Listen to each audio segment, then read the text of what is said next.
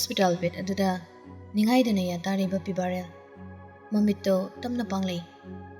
yuhendo mathoi wazana magi manak nakna phamduna lerami sonthangna ba khonjelda pibarel manu sakauri sana tehma yuhendo yam pakachei anaba muso hanadegi loinaraga leiba maramna amukhanna accident thokpasida yuhene henami baiba phaukhibani tehma nang kisu tawdraba tawdri as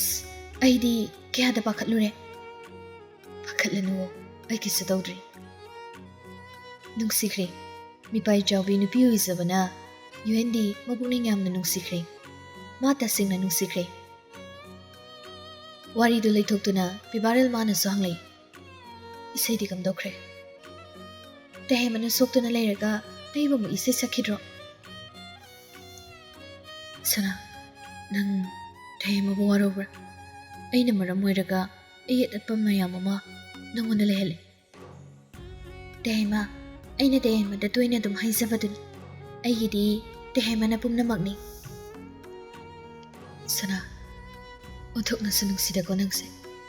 lamna khidra khanbada kaya da pamu jariba adum na haigano tahoidi thawai ga janga khaina babu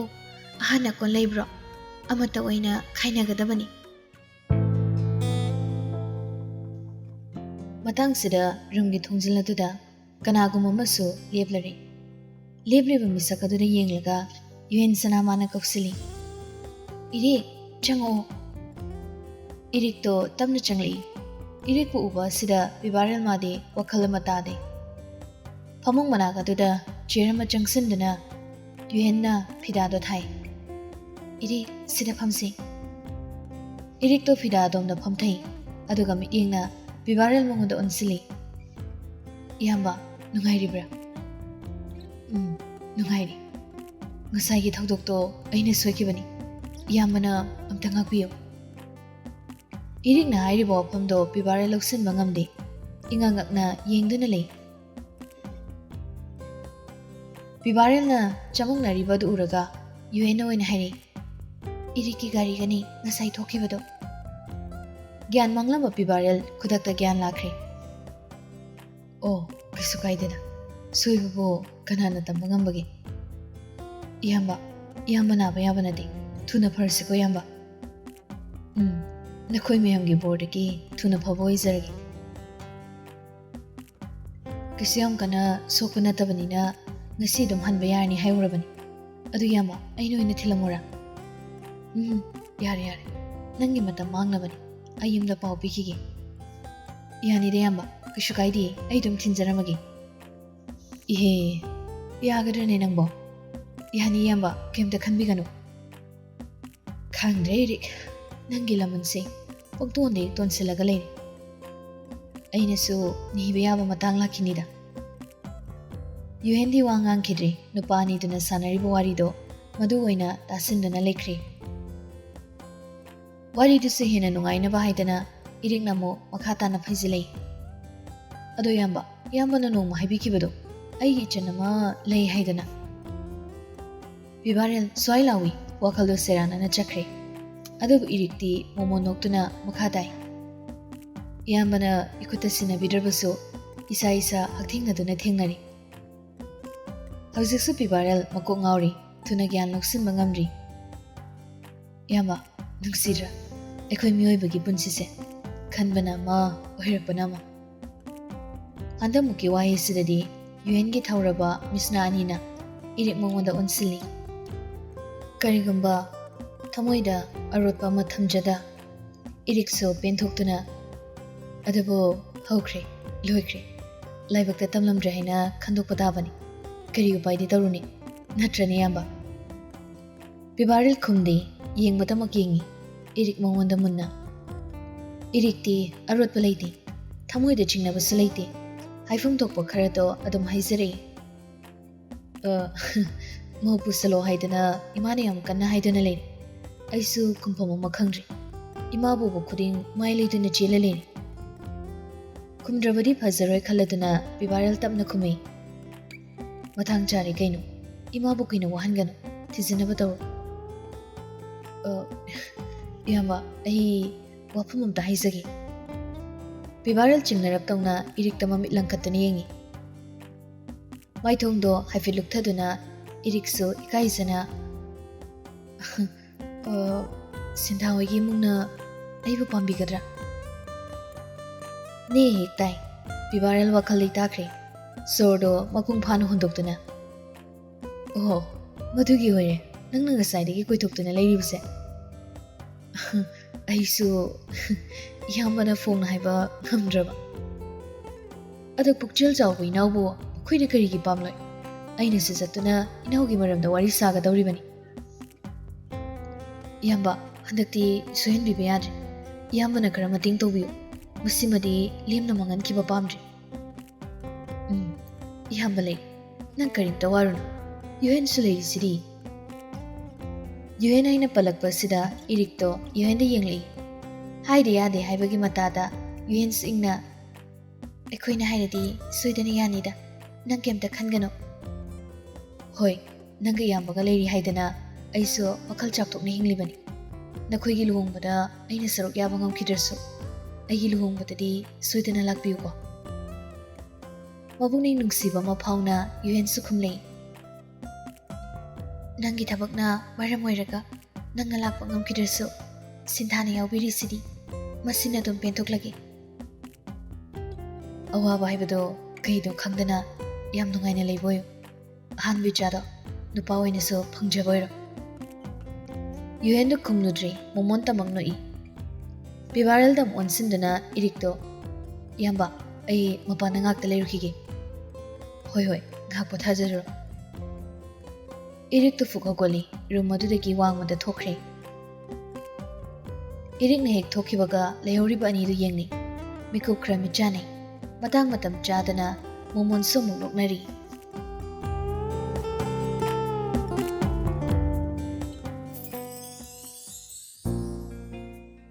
ꯅꯣꯡꯃꯒꯤ ꯅꯨꯃꯤꯠ ꯑꯃꯗꯅꯤ ꯉꯁꯤꯗꯤ ꯌꯥꯝꯅ ꯊꯥꯖꯔꯨꯗ ꯂꯣꯏꯖꯪꯋꯥꯒꯤ ꯃꯌꯨꯝꯗ ꯌꯥꯏꯇꯝꯕꯗ ꯊꯨꯡꯂꯔꯦ ꯊꯕꯥꯗꯤ ꯉꯛꯄꯅ ꯂꯣꯏꯈ꯭ꯔꯦ ꯀꯔꯤꯅꯣ ꯇꯧꯔꯤꯕꯁꯤ ꯈꯜꯂꯗꯨꯅ ꯊꯕꯥꯗꯣ ꯒ꯭ꯌꯥꯟ ꯑꯃ ꯃꯝꯃꯤ ꯑꯍꯥꯟꯕꯅꯤ ꯑꯁꯨꯝꯅꯒ ꯂꯥꯛꯄꯤꯔꯒ ꯐꯤꯗꯥ ꯑꯁꯣꯝꯗ ꯂꯦꯡꯁꯤꯟꯕ ꯍꯥꯏꯕꯁꯦ ꯅꯨꯃꯤꯠ ꯑꯁꯤꯅ ꯑꯍꯥꯟꯕꯅꯤ ꯍꯔꯥꯎꯕꯒ ꯀꯩꯒ ꯃꯕꯨꯛꯅꯤꯡ ꯅꯨꯡꯁꯤꯕꯒ ꯄꯨꯡꯄꯦꯟ ꯍꯦꯛ ꯄꯦꯜꯂꯤ ꯊꯕꯥꯗꯤ ꯃꯃꯤꯠ ꯏꯔꯥ ꯐꯥꯎꯕ ꯆꯦꯜꯂꯕꯅꯤ ꯑꯆꯥ ꯑꯊꯛ ꯈꯔ ꯁꯦꯝꯖꯩ ꯍꯥꯎꯕ ꯍꯥꯎꯇꯕ ꯊꯤꯗꯅ ꯄꯤꯖꯅꯤꯡꯗꯨꯅ ꯁꯦꯝꯕꯅꯤ ꯌꯨꯝꯌꯥꯏ ꯀꯥ ꯑꯗꯨꯗ ꯐꯝꯗꯨꯅ ꯌꯥꯏꯇꯝꯕ ꯇꯨꯃꯤꯟꯅ ꯂꯩꯔꯤ ꯂꯣꯏꯖꯤꯡ ꯃꯥꯕꯨ ꯊꯣꯛꯂꯛꯄ ꯉꯥꯏꯔꯤꯕꯅꯤ ꯂꯣꯏꯖꯤꯡꯕꯨ ꯊꯣꯛꯂꯛꯎ ꯍꯥꯏꯗꯅ ꯊꯕꯥ ꯃꯥꯅꯗꯤ ꯐꯅ ꯀꯟꯅ ꯀꯧꯖꯕꯅꯤ ꯑꯗꯨꯕꯨ ꯅꯨꯄꯤꯗꯨ ꯊꯣꯛꯂꯛꯇꯦ ꯃꯅꯥ ꯀꯟꯗꯨꯅ ꯂꯩ ꯂꯣꯏꯖꯤꯡ ꯃꯥꯅ ꯊꯣꯛꯂꯛꯃꯜꯂꯛꯇ꯭ꯔꯕꯗ ꯌꯨꯝꯌꯥꯏꯗ ꯂꯩꯔꯝꯕꯤ ꯊꯕꯥ ꯃꯊꯛ ꯇꯝꯅ ꯀꯥꯈ꯭ꯔꯦ ꯅꯨꯄꯤ ꯑꯗꯨꯕꯨ ꯀꯧꯊꯣꯛꯄ ꯅꯨꯄꯤ ꯉꯥꯛꯇ ꯂꯩꯔꯤꯕ ꯏꯃꯨꯡ ꯑꯁꯤꯗ ꯂꯥꯛꯑꯒ ꯅꯥꯏꯇꯣꯝ ꯑꯣꯏꯅ ꯐꯝꯗꯨꯅ ꯂꯩꯍꯧꯕꯁꯦ ꯌꯥꯏꯇꯝꯕ ꯈꯧꯇꯛ ꯆꯥꯏ ꯃꯐꯝꯁꯤꯗ ꯀꯔꯤꯒꯤ ꯂꯥꯛꯂꯤꯕꯅꯣ ꯈꯟꯅ ꯃꯊꯟꯇ ꯋꯥꯍꯪ ꯍꯪꯖꯩ ꯃꯁꯥꯅ ꯃꯁꯥꯗ ꯏꯀꯥꯏꯕ ꯄꯤꯖꯩ इचिक चिकना लेरिङै मनिङदेखि लोइजिङना इतप तप खोन्जेलना कौरै दया याम थाजदेना याइतम्बा ममाइ लिदुना नुपी मंगोना येङि नंगी वखलना अदु यौना खलमगनि हाइबदि ऐसु थाजदे दया चुमना लाक्बिब्रा करि वाफम लैबगि ऐना लाक्लिसे लाक्फम तोक्तबा मताङ ओइरब्रा दयागी मिचती ऐना थिएन्दुना लैरबन दयागी हौख्रबा वारिबु लुसिन्दुना दयागी मनाक्ता थौना फना लाक्लिबि माइनौबिदो यामना नुंसिद्रा ऐ खंगि नखोइ खुदिमकना ऐबु थमोइ पानबा मगुम उरे हब अदुब ऐ थमोइ पानबा मिसक्ति नति ऐगी नाक्ता लाक्तुना वारि सानै हैबकि पाउसे माइनौबिना ताबा थोक्लदि अमुके हैना दयाई बोलाना लौबिखिनि मागी मतमना बोलाक्लबदा कनाना थिंबा ngamluni हौजिक्ति मासैबो यामना वारौख्रि मतिक चाबा मिसक अमा येंगदुना मा लोंखिदौरे मागी दमक्तनि हाइबदा दयाईबुदि मतिक चादे सिरा चाद्रबनि ऐसे मतिक यामना चाद्रबनि hiram khudimukta aigi lokhatpham leitraban de gi chat mangkhini asumna lakpiganu miyamna kari hainabikini khanbada ai tasingna kizai karigino khangba yaba khangdana laga nangna aduk thuna miki thi wolibani daigi ichibu loriba misakto aigi ipa saklabi khurani naknadra nangni marise uthukna sunakna bhaiba doiramni marau leina hanglakpa wafamni madu khangna khangna nangni nakta laikhiba natra marau leina hanglakpa wafamni nungsiruba kaubana nupido khumpham ama khangdi midengne matawne artha lising leina ngasidi yaitamba sawangangi aswangna khariba chanabi palasilandana nang inakta laikhiba natra Leki, Leki. Apamba tu nahin man kibana, apapata karino khangdana, ay dahay ginagda leki. Ikay dabi magum na leki. Madu karigino. Dahay, maram do hay laga, ay ibo mo ikay ba pidaw ribra.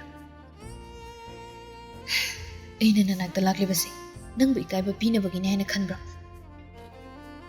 Dahay, aran ba wakalama mo khanbiran, huzit madugi matam henkri. Inakta lakpibagi muhut mainobigi manakta chatpiyo magi thamoina sipenjagani madu nangi apambra na thamoi sing hai madudi aina mo hairudrabaso dayani hena khangpham thokpani loising ai wahangam hangi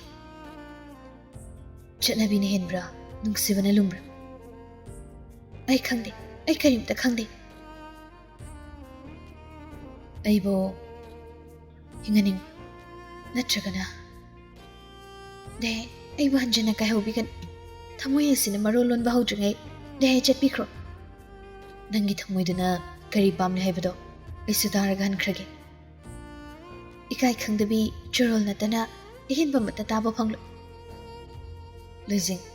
huzukti nangi wakhal honglabra nangi thamoidagi aigi mai mangkhrabra imungani gi nungsinaba maribo karam nekta mangani nangi wahi mayam dana maram oiraga haige khanma mayam muso haiba ngamandre deyai ngasidi ai yamna nungai pukningsu yamna nungsi kapning musa phawali nangwi kai khangdabini haina aina kyara khaikri ngasidi aibo mu nangna ngangduna aibo na gyai duna laga aina dumna ngangma ngamgadrane losing hayo nangna huzikari khalibage irunglum thanang lakpa wahanga sida loising na kappa horake ahit apan yaudana dehagi punsina harangna laikiba masini aina khaliba karamna aiwa harawan gani habadi nangna khangraba mali dehai mainobina nang bayam nungsijabani angangdo dehagi wakhalda laining oiduna leizarabani aroiboina ayamutang hangkike nang debu nungsidrabra aina debu nungsidra haiba pakhum senatra dehaina taba pamnise aina sumna hairabadi nakhoid ayet po oidri sinatra ayi wakhalse ningamdaba haiba mana yumsinkri ayamna pelaktri ayi awabase nangna sarugabidana kanana yabigani matang matam jadana khalakwa wakhali maduna tumkoigadaba nati munna mukta khandhabiyu loising aisu wakhal madi khali karamba wakhal nangbo inakta thamlage aina khali de adugumba phagi machatuna aibo mukno khanba ngamgadrane nangso aibu kaiba piribra nang aibu sulaman khumlibra dehagi na tawadukum aidi laman gi wakhalaiti chumi laman aiba waisina mang tharaga aibu siyungna wahalibani dehagi wakhando yam lana chatkidawre yaragadi wakhaldo achumba lambida chatpiyo aigi pani hojiksu nangmu lakpa ngaihore mama womani khana de ngasidi aisu nafamda wakat khra thamjagi ngang che na thamoi bena nupi ai khoinadi nupa na khoibu nungsiba yadabra na khoibu nungsibado namdan munba yadabra haiko atai sumayam haiko ngasiri ai loina dagani daibo ai ni amna waro asukuina nanak laikibada afabo ai amata saibi khidi ai de adi waro waro phom thokpani ai karimata khalar nangna hainingboda hairo nongma natrakan mongmadi dai nei bu nungsibira kani khana aina kiyada wana gaisaba kiyada wana khangkiba wai khare do haina luising do kablei nungai taba mata utuna yai tamba sumtari isage waba wari kyase wakat pam sulaita lithok pam sulaita aina kiyada chakna lenkiba nafamda langzakiba papki mahina ngaside isu angawba magumna hinglidana atubada yai aina warugi haidana so ai mapan thokna warubudi ngamdi thamoi nukta ithanta waru jaban maduna karigi dayagi thamoi masak khangluda urali chattuna aina dayat yet kibudo madu ai irali mapokse magi kokpa ngamlaroi ta iral nang ai budi nuksiba natra hawbadagi hawna ai khaktana dayat nuksijatuna lapan hojiksu ai khaktana dum nuksijak ai khaktana dum khanjagi nangi wahaido hojikti ai nusi yaba ngamlaroi de ai bu nungsibido ai bu intokuna thambiyo natrabadi makhun mangkhini loising ai thamoi panaba mugumna leiroi ngasidi ai gukchatnaduna chatkadar nangai bu kalaroidra kaningbadi phau adubu ai atik chadri nang khaktana ai bu phathabigadabani de nubi bu phagini aina khanbigan ꯑꯩꯈꯣꯏꯒꯤ ꯅꯨꯡꯁꯤꯕꯕꯨ ꯏꯀꯥꯏ ꯈꯨꯝꯅꯕ ꯎꯠꯄꯤꯌꯨ ꯍꯥꯏꯕꯁꯦ ꯃꯁꯤ ꯌꯥꯕꯤꯌꯨ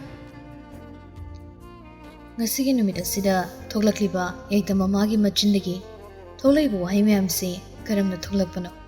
ꯀꯔꯝꯅ ꯍꯥꯏꯈꯤꯕꯅꯣ ꯃꯒ꯭ꯌꯥꯟ ꯑꯝꯇ ꯇꯥꯗꯦ ꯃꯁꯥꯗꯣ ꯑꯄꯨꯅꯕ ꯑꯃꯅ ꯄꯨꯈ꯭ꯔꯦ ꯋꯥꯈꯜ ꯋꯥꯕꯅꯁꯨ ꯂꯣꯏꯔꯦ ꯃꯄꯤꯁꯨ ꯄꯨꯞ ꯄꯨꯞ ꯇꯥꯕ ꯂꯦꯞꯇ꯭ꯔꯤ ꯗꯦ ꯅꯪ ꯀꯞꯂꯕ꯭ꯔꯣ ꯏꯁꯥ ꯈꯪꯍꯧꯗꯅ ꯑꯩ ꯀꯞꯊꯣꯛꯈ꯭ꯔ ꯃꯥꯜꯂꯦ ꯗꯦ ꯑꯩꯒꯤꯗꯃꯛꯇ ꯈꯟꯕꯤꯔꯅꯨ ꯗꯦ ꯑꯩꯒꯤ ꯄꯥꯝꯖꯕ ꯃꯥꯏꯀꯩ ꯌꯦꯡꯈ꯭ꯔꯣ ꯑꯩ ꯃꯈꯥ ꯇꯥꯅ ꯌꯦꯠꯆꯔꯔꯣꯏ ꯑꯩ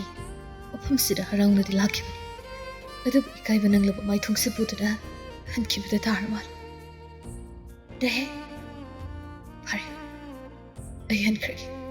ꯑꯩ ꯅꯅꯥꯛꯇꯒꯤ ꯍꯟꯈ꯭ꯔꯒꯦ ꯑꯩꯅ ꯈꯜꯂꯨꯔꯤꯕ ꯋꯥꯈꯜꯁꯦ ꯌꯥꯝ ꯂꯥꯜꯂ ꯃꯥꯜꯂꯦ ꯂꯣꯏꯖꯤꯡꯗꯣ ꯋꯥ ꯉꯥꯡꯊꯣꯛꯄ ꯉꯝꯗꯦ ꯀꯞꯂꯤꯕꯗꯨꯁꯨ ꯃꯈꯣꯟ ꯊꯣꯛꯄ ꯍꯧꯔꯛꯀꯗꯧꯔꯦ ꯌꯥꯝ ꯋꯥꯅ ꯈꯪꯖꯤꯜꯂꯤ ꯏꯀꯥꯏꯕ ꯅꯪꯂꯕ ꯅꯨꯄꯥꯗꯣ ꯁꯣꯐꯥꯗꯨꯗꯒꯤ ꯍꯧꯒꯠꯂꯦ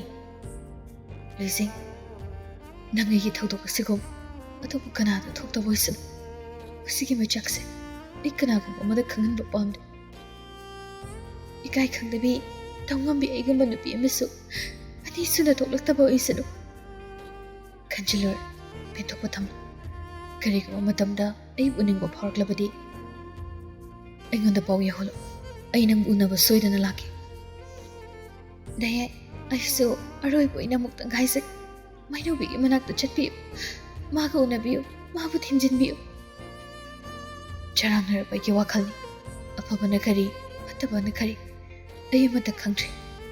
ꯉꯥꯏꯍꯥꯛ ꯉꯥꯏꯍꯥꯛꯀꯤ ꯑꯣꯏꯕ ꯋꯥꯈꯜꯗ ꯑꯩ ꯇꯥꯎꯗꯨꯅ ꯆꯠꯂꯤ ꯅꯨꯄꯤꯗꯣ ꯃꯈꯥ ꯇꯥꯅ ꯈꯨꯝꯂꯛꯈꯤꯗ꯭ꯔꯤ ꯄꯤꯔꯥꯡꯅ ꯃꯍꯨꯠ ꯁꯤꯟꯗꯨꯅ ꯋꯥꯍꯩ ꯑꯃ ꯍꯥꯏꯔꯛꯄꯒꯤ ꯃꯇꯧꯅꯤ ꯅꯨꯄꯤ ꯃꯥꯒꯤ ꯃꯥꯏꯊꯣꯡꯗ ꯇꯥꯔꯤꯕ ꯑꯩ ꯆꯠꯂꯒꯦ ꯃꯃꯥꯏꯗꯣ ꯍꯟꯅ ꯑꯃꯨꯛ ꯌꯦꯡꯂꯝꯗ ꯌꯥꯏꯇꯝꯕ ꯃꯈꯣꯡ ꯊꯥꯡꯕ ꯍꯧꯈ꯭ꯔꯦ ꯄꯤꯔꯥꯡꯅ ꯄꯨꯡꯂꯨꯞ ꯂꯨꯞꯂꯕ ꯂꯣꯏꯖꯪ ꯃꯥꯒꯤ ꯁꯦꯡꯐꯥꯠꯇ꯭ꯔꯕ ꯃꯤꯁꯅꯥ ꯑꯗꯨꯅ ꯅꯨꯄꯥ ꯃꯥꯗꯒꯤ ꯃꯥꯏꯀꯩꯕꯨ ꯌꯦꯡꯍꯧꯔꯤ ꯃꯒꯨꯟ ꯂꯩꯅ ꯇꯥꯔꯛꯄ ꯅꯨꯄꯥ ꯃꯥꯒꯤ ꯄꯤꯔꯥꯡꯗꯣ ꯃꯈꯨꯠ ꯑꯗꯨꯅ ꯊꯨꯅ ꯅꯥꯟꯊꯣꯛꯏ ꯑꯗꯨꯒ ꯃꯥꯡꯒꯣꯜ ꯁ꯭ꯇꯦꯌꯔ ꯑꯗꯨꯗꯒꯤ ꯀꯨꯝꯊꯩ ꯌꯥꯡꯅ ꯊꯥꯡꯂꯝꯕ ꯈꯣꯡꯊꯥꯡ ꯏꯇꯞ ꯑꯃꯨꯛ ꯇꯞꯊꯖꯩ ꯁꯨꯃꯥꯡꯗ ꯈꯥꯝꯂꯤꯕ ꯒꯥꯔꯤꯗꯨꯒꯤ ꯃꯅꯥꯛꯇ ꯑꯃꯨꯛ ꯆꯪꯁꯤꯜꯂꯤ ꯑꯔꯣꯏꯕ ꯃꯤꯠꯌꯦꯡ ꯍꯥꯏꯕꯗꯨꯅꯤ ꯌꯨꯝ ꯑꯗꯨꯗ ꯍꯟꯅ ꯌꯦꯡꯉꯤ ꯑꯗꯨꯒ ꯃꯆꯤꯟꯗꯁꯨ ꯁꯣꯜꯂꯤ ꯅꯪꯅ ꯑꯩꯕꯨ ꯀꯌꯥꯒꯤ ꯃꯇꯤꯛ ꯋꯥꯔꯧꯔꯝꯒꯅꯤ ꯍꯥꯏꯕꯗꯣ ꯑꯩ ꯉꯁꯤꯗ ꯈꯪꯂꯤ ꯅꯪꯅ ꯑꯩꯕꯨ ꯆꯠꯈ꯭ꯔꯣ ꯍꯥꯏꯅ ꯇꯥꯜꯂꯕꯁꯨ ꯊꯃꯣꯏ ꯑꯗꯨꯅꯗꯤ ꯑꯩꯕꯨ ꯈꯥꯝꯂꯦ ꯍꯥꯏꯕꯁꯨ ꯑꯩ ꯈꯪꯗꯕ ꯅꯠꯇꯦ ꯅꯤꯡꯉꯝꯂꯛꯇ꯭ꯔꯦ ꯉꯁꯤꯗꯤ ꯑꯩ ꯇꯁꯦꯡꯅ ꯅꯤꯡꯉꯝꯗꯕ ꯐꯥꯎꯔꯛꯏ ꯅꯇꯨ ꯁꯣꯟꯖꯕꯤ ꯄꯪꯁꯗꯕꯤ ꯅꯪꯒꯤ ꯅꯐꯝꯗ ꯑꯩꯅ ꯀꯌꯥꯗ ꯑꯣꯠꯈꯤꯕ ꯑꯊꯤꯕ ꯋꯥꯍꯩ ꯀꯌꯥ ꯍꯥꯏꯈꯤꯕ ꯅꯔꯥꯜꯁꯨ ꯂꯩꯇꯅ ꯅꯪꯕꯨ ꯅꯔꯥꯜ ꯁꯤꯅꯕ ꯍꯣꯠꯅꯕ ꯇꯥꯏꯅꯐꯝ ꯈꯪꯗ꯭ꯔꯕ ꯑꯩꯒꯤ ꯋꯥꯈꯜꯁꯤꯅ ꯅꯪꯉꯣꯟꯗ ꯇꯥꯏꯅꯐꯝ ꯑꯣꯏꯈꯤꯕ ꯑꯩꯁꯦ ꯀꯌꯥꯗ ꯃꯤꯅꯨꯡꯁꯤ ꯂꯩꯇ꯭ꯔꯕꯅꯣ ꯏꯅꯥꯛꯇ ꯅꯪ ꯑꯃ ꯂꯩꯔꯤꯕ ꯈꯪꯅ ꯈꯪꯅ ꯑꯩꯅ ꯃꯤꯠꯌꯦꯡ ꯆꯨꯊꯣꯛꯄ ꯑꯩꯅ ꯋꯥꯈꯜ ꯆꯨꯊꯣꯛꯄ ꯏꯁꯥꯒꯤ ꯂꯦꯝꯗꯕ ꯃꯆꯠ ꯂꯣꯠꯁꯤꯟꯗꯨꯅ ꯅꯪꯇꯕꯨ ꯅꯔꯥꯜ ꯁꯤꯅꯕ ꯍꯣꯠꯅꯕ ꯂꯥꯟꯈ꯭ꯔꯦ ꯑꯩ ꯅꯪꯉꯣꯟꯗ ꯌꯥꯝꯅ ꯂꯥꯟꯈ꯭ꯔꯦ ꯉꯥꯛꯄꯤꯐꯝ ꯊꯣꯛꯇ꯭ꯔꯕ ꯏꯔꯥꯜꯁꯦ ꯊꯃꯣꯏ ꯆꯥꯎꯕꯤ ꯅꯪꯅ ꯑꯃꯨꯛꯇꯪꯗꯤ ꯉꯥꯛꯄꯤꯔꯛꯑꯣ ꯅꯪꯒꯤ ꯅꯨꯡꯁꯨ ꯈꯨꯗꯣꯜꯅꯤ ꯈꯟꯗꯨꯅ ꯑꯩ ꯊꯃꯣꯏꯁꯦ ꯄꯦꯟꯊꯣꯛꯄ ꯊꯝꯂꯒꯦ ꯊꯪꯅꯕ ꯃꯤꯀꯨꯞꯇ ꯒꯥꯔꯤꯒꯤ ꯊꯣꯡ ꯍꯥꯡꯗꯨꯅ ꯌꯥꯏꯗꯝꯕ ꯊꯨꯅ ꯀꯥꯈꯠꯂꯤ ꯑꯗꯨꯒ ꯁ꯭ꯇꯥꯔꯠ ꯇꯧꯔꯤ ꯆꯠꯈ꯭ꯔꯣ ꯍꯥꯏꯅꯗꯤ ꯇꯥꯟꯈ꯭ꯔꯦ ꯍꯜꯂꯣ ꯍꯥꯏꯅꯗꯤ ꯐꯣꯡꯗꯣꯛꯈ꯭ꯔꯦ ꯉꯥꯏꯍꯥꯛꯀꯤ ꯑꯣꯏꯅ ꯃꯆꯤꯟꯗ ꯍꯥꯏꯕꯅꯤ ꯊꯃꯣꯏꯗꯒꯤ ꯏꯟꯁꯤꯜꯂꯛꯄ ꯃꯄꯥ ꯑꯣꯏꯗꯕ ꯃꯔꯝꯅ ꯂꯣꯏꯖꯤꯡꯗꯣ ꯌꯥꯝ ꯇꯥꯍꯟꯅ ꯃꯉꯣꯟ ꯑꯗꯣꯝꯗ ꯆꯦꯟꯊꯣꯔꯛꯏ ꯅꯨꯄꯤ ꯃꯥꯅ ꯃꯉꯣꯟ ꯌꯧꯁꯤꯜꯂꯛꯄꯗꯗꯤ ꯌꯥꯏꯗꯝꯕ ꯊꯣꯡꯒꯥꯜ ꯂꯥꯟꯈ꯭ꯔꯦ ꯒꯥꯔꯤꯗꯣ ꯌꯥꯡꯅ ꯊꯧꯒꯠꯈ꯭ꯔꯦ ꯅꯨꯄꯤꯗꯨ ꯁꯨꯃꯥꯡ ꯇꯝꯅ ꯆꯦꯟꯊꯩ ꯌꯥꯏꯗꯝꯕ ꯃꯥꯒꯤ ꯃꯥꯏꯀꯩ ꯌꯦꯡꯖꯩ ꯃꯊ꯭ꯋꯥꯏ ꯋꯥꯖꯕꯅꯁꯨ ꯂꯣꯏꯔꯦ ꯄꯦꯟꯗ ꯈꯣꯜꯂꯥꯎ ꯀꯌꯥꯁꯨ ꯐꯣꯡꯗꯣꯛꯆꯩ ꯗꯍꯦ ꯑꯁꯨꯛ ꯅꯨꯡꯁꯤꯕ ꯅꯪꯁꯤꯕꯨ ꯀꯩꯒꯤꯅꯣ ꯑꯩꯅ ꯑꯁꯨꯛ ꯅꯨꯡꯁꯤꯔꯤꯕ ꯀꯩꯒꯤꯅꯣ ꯑꯩꯅ ꯋꯥꯈꯜ ꯋꯥꯔꯛꯆꯕ ꯉꯝꯗ꯭ꯔꯤꯕ ꯅꯪꯅ ꯏꯔꯥꯛꯇ ꯍꯔꯥꯎꯅ ꯂꯥꯛꯑꯒ ꯑꯩꯅ ꯅꯪꯕꯨ ꯇꯥꯍꯜꯂꯤꯕ ꯀꯩꯒꯤꯅꯣ ꯅꯨꯡꯁꯤꯌꯦ ꯑꯩ ꯅꯪꯕꯨ ꯅꯨꯡꯁꯤꯌꯦ ꯃꯤꯀꯨꯞ ꯑꯃꯇꯪ ꯑꯣꯏꯔꯕꯁꯨ ꯑꯩꯅ ꯗꯍꯦꯒꯤ ꯋꯥꯈꯜ ꯀꯥꯎꯈꯤꯕ ꯂꯩꯇ꯭ꯔꯤꯌꯦ ꯗꯍꯦ ꯅꯪ ꯑꯩꯕꯨ ꯋꯥꯔꯧꯗꯨꯅ ꯆꯠꯂꯕ꯭ꯔꯣ ꯋꯥꯍꯩ ꯈꯔꯁꯤ ꯁꯣꯟꯗꯨꯅ ꯂꯣꯏꯖꯤꯡꯗꯣ ꯂꯩꯃꯥꯏꯗ ꯐꯝꯊꯩ ꯑꯉꯥꯎꯕꯤ ꯑꯃꯒꯤ ꯁꯛꯂꯣꯟ ꯂꯧꯈ꯭ꯔꯦ ꯏꯃꯨꯡꯗ ꯀꯅꯥꯒꯨꯝꯕꯤ ꯑꯃꯠꯇ ꯂꯩꯔꯝꯗꯕꯁꯤꯗ ꯃꯅꯦ ꯊꯥꯕꯥꯁꯨ ꯇꯥꯍꯟꯅ ꯆꯦꯟꯊꯣꯔꯛꯏ ꯏꯕꯦꯝꯃ ꯀꯩꯗꯧꯔꯦ ꯏꯆꯥ ꯀꯩꯗꯧꯔꯒꯦ ꯏꯅꯦ ꯑꯩ ꯌꯥꯝ ꯋꯥꯏ ꯏꯅꯦ ꯑꯩ ꯈꯥꯡꯕ ꯉꯝꯗꯦ ꯏꯅꯦ ꯏꯆꯥꯕꯨ ꯀꯩꯗꯧꯔꯒꯦ ꯊꯥꯕꯥꯁꯨ ꯂꯩꯃꯥꯏꯗ ꯐꯝꯊꯩ ꯂꯣꯏꯖꯤꯡꯕꯨ ꯃꯊꯥꯗ ꯆꯦꯅ ꯀꯣꯟꯁꯤꯜꯂꯤ ꯍꯥꯟꯅꯗꯒꯤ ꯍꯧꯅ ꯗꯤꯄ꯭ꯔꯦꯁꯟ ꯆꯠꯂꯕꯤ ꯂꯣꯏꯖꯤꯡꯅꯤ ꯋꯥꯈꯜ ꯃꯌꯥꯝ ꯑꯁꯤꯅ ꯃꯔꯝ ꯑꯣꯏꯔꯒ ꯃꯥ ꯃꯑꯣꯡ ꯑꯃ ꯇꯧꯔꯛꯂꯤ ꯏꯅꯦ ꯑꯩ ꯏꯃꯥꯕꯨ ꯎꯅꯤꯡꯉꯤ ꯑꯩ ꯏꯃꯥꯒꯤ ꯃꯅꯥꯛꯇ ꯆꯠꯀꯦ ꯏꯅꯦ ꯏꯕꯦꯝꯃ ꯀꯔꯤꯅꯣ ꯅꯪꯅ ꯍꯥꯏꯔꯤꯗꯨꯕꯣ ꯏꯅꯦ ꯏꯃꯥꯅ ꯑꯩꯕꯨꯁꯨ ꯎꯅꯤꯡꯂꯝꯒꯅꯤ ꯑꯩ ꯏꯃꯥꯒꯤ ꯃꯅꯥꯛꯇ ꯆꯠꯀꯦ ꯂꯣꯏꯖꯤꯡ ꯃꯍꯧꯁꯥꯒ ꯃꯥꯟꯅꯗꯦ ꯃꯥ ꯃꯑꯣꯡ ꯑꯃ ꯇꯧꯔꯛꯂꯤ ꯈꯣꯟꯖꯦꯜꯁꯨ ꯌꯥꯝꯅ ꯀꯟꯈꯠꯂꯤ ꯏꯅꯦ ꯗꯦꯍꯥꯏꯗꯣ ꯑꯩꯕꯨ ꯋꯥꯔꯧꯈ꯭ꯔꯦ ꯃꯥ ꯑꯩꯕꯨ ꯋꯥꯔꯧꯗꯨꯅ ꯆꯠꯈ꯭ꯔꯦ ꯗꯦꯍꯥꯏꯕꯨ ꯑꯝꯇ ꯈꯥꯝꯕꯤꯌꯨ ꯃꯥ ꯈꯥꯝꯕꯤꯌꯨ ꯏꯅꯦ ꯗꯦꯍꯥꯏꯕꯨ ꯄꯨꯗꯨꯅ ꯑꯩ ꯏꯃꯥꯒꯤ ꯃꯅꯥꯛꯇ ꯆꯠꯀꯦ ꯏꯅꯦꯅ ꯃꯇꯦꯡ ꯄꯥꯡꯕꯤꯌꯨ ꯂꯥꯏꯑꯣꯏꯈ꯭ꯔꯕ ꯃꯃꯥꯕꯨ ꯄꯟꯗꯨꯅ ꯑꯁꯨꯝꯅ ꯇꯦꯡꯊꯥꯔꯛꯄ ꯑꯁꯤꯗ ꯊꯥꯕꯥꯗꯤ ꯉꯛꯄꯗ ꯂꯣꯏꯈ꯭ꯔꯦ ꯑꯐꯤꯡ ꯑꯐꯥꯏ ꯑꯣꯏꯅ ꯂꯣꯏꯖꯤꯡꯗꯣ ꯑꯃꯨꯛ ꯍꯧꯒꯠꯅꯕ ꯍꯣꯠꯅꯩ ꯑꯩ ꯆꯠꯀꯦ ꯏꯃꯥꯅ ꯑꯩ ꯉꯥꯏꯔꯤ ꯑꯩ ꯆꯠꯀꯦ ꯏꯃꯥꯅ ꯑꯩ ꯉꯥꯏꯔꯤ ꯑꯩ ꯆꯠꯀꯦ ꯍꯥꯏꯕꯅꯦ ꯑꯩ ꯊꯥꯗꯣꯛꯏꯅꯦ ꯂꯣꯏꯖꯤꯡꯗꯣ ꯐꯥꯖꯤꯟꯗꯨꯅ ꯊꯝꯕꯁꯨ ꯊꯃꯣꯏ ꯁꯣꯛꯅ ꯀꯞꯂꯛꯏ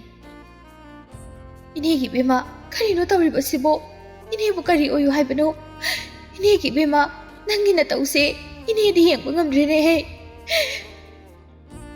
ꯊꯥꯕꯥꯒꯤ ꯃꯈꯨꯠꯇ ꯐꯠ ꯀꯟꯊꯣꯛꯇꯨꯅ ꯂꯣꯏꯖꯤꯡꯗꯣ ꯈꯪꯆꯦꯟ ꯆꯦꯟꯊꯣꯛꯈ꯭ꯔꯦ